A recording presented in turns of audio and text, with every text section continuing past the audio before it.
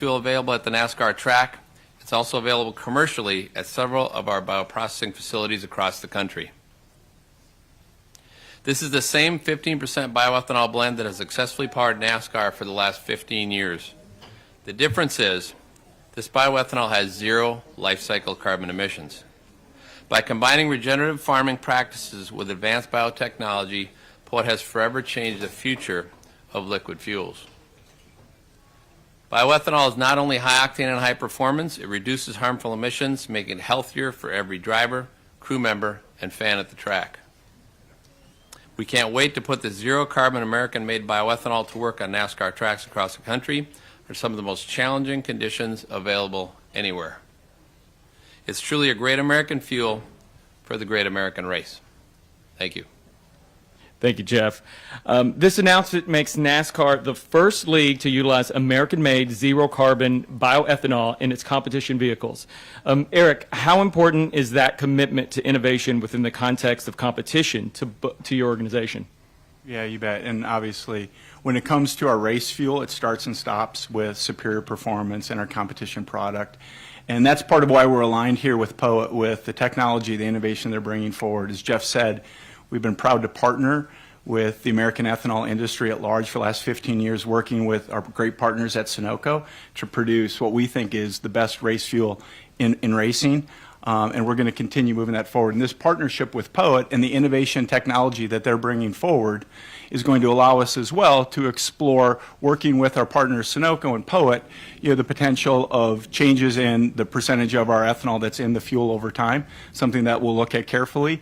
And all the while, thanks again to the innovation of POET and the ethanol that they're producing, it allows us to make a really nice move in a lighthouse fashion that shows to the world what we can do in our commitment as a member of the racing community to continue to push innovation and make sure that we have as the obligation to the automotive industry and the racing community that we're pushing the front of technology around how we operate efficiently and what we use to power our vehicles.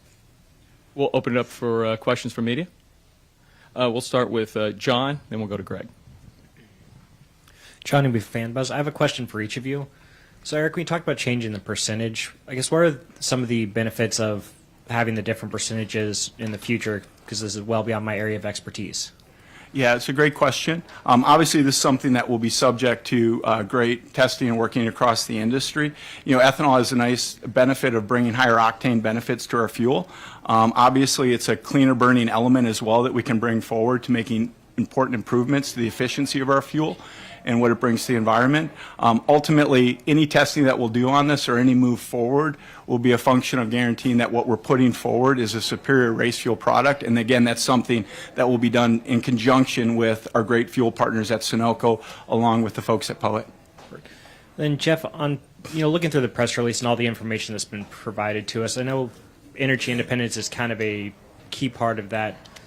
Can you talk about the importance of that whole aspect? Yeah, well, quite frankly, our whole industry got started using surplus grain in America. My father set aside 20% of his land and grew weeds on it for the U.S. government. So, I mean, this is not only creating markets for farmers, but really driving a new fuel. It's gone from 1 billion gallons to 16 billion gallons of production capacity in the U.S. It's created 5 billion bushels of corn demand and just really been a real boon to the Midwest economy and the economy of the entire country, while also putting an American-made fuel in the gas tank. We'll go to Greg. Unlike that JP4 we hear going overhead. Jeff, as an old school guy, right, I remember leaded fuel and all that.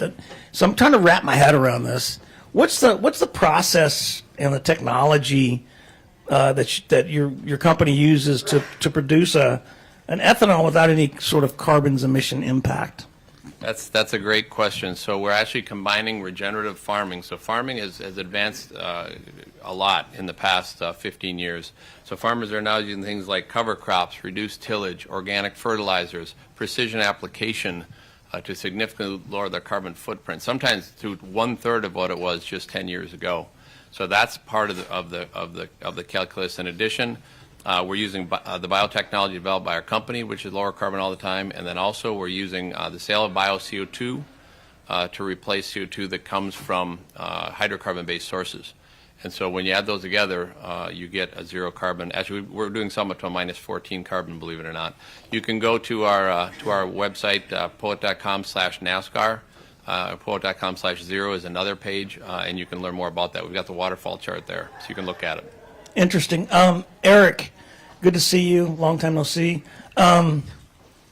Impact guy, what does this mean for the sport's impact objectives to decrease this carbon emissions? Obviously, we're a huge sport. We move around the country as a large industry.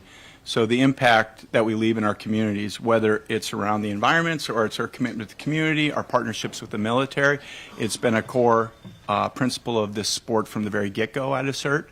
When it comes to reducing our emissions, obviously the race cars that we put forward, that's the show, but it's a relative drop in the bucket.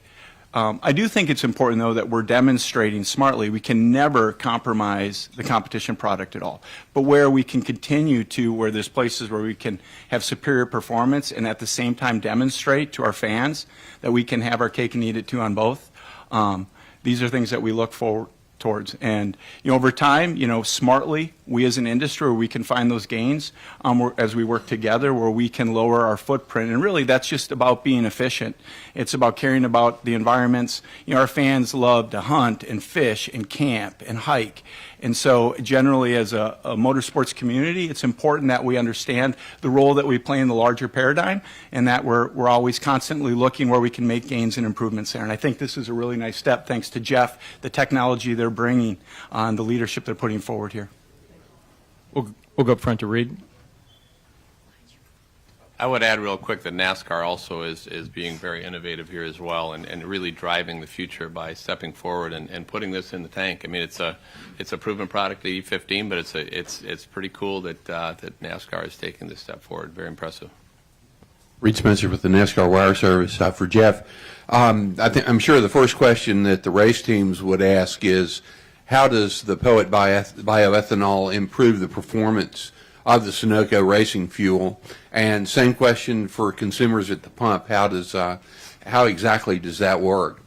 Number one would be octane, right? It's a big octane component in the gasoline. It's cleaner burning. It's got oxygen in it. When you burn straight ethanol, you get carbon dioxide and water. It helps lower the emissions from the other gasoline, but it also helps the other gasoline burn slightly more efficiently, which lowers other harmful emissions. So many benefits. It works fantastic. It eliminates the need for any type of heat product in your car, because if there's any tiny amount of water in your tanks, can absorb it, put it right through your fuel system.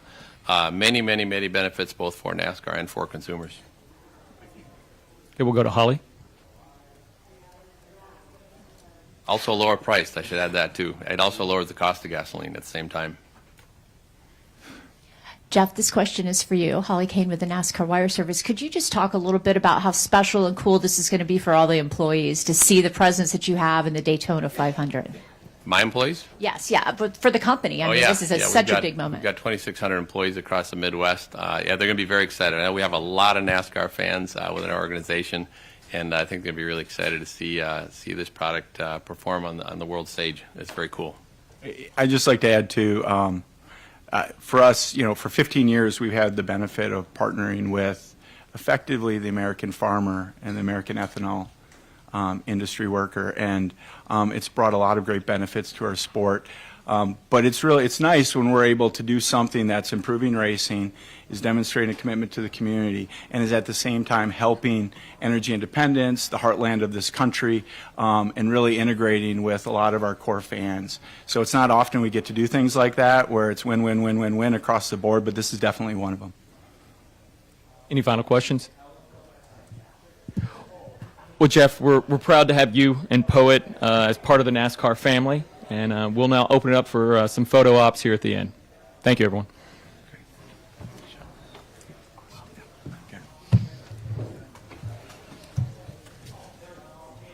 So on city?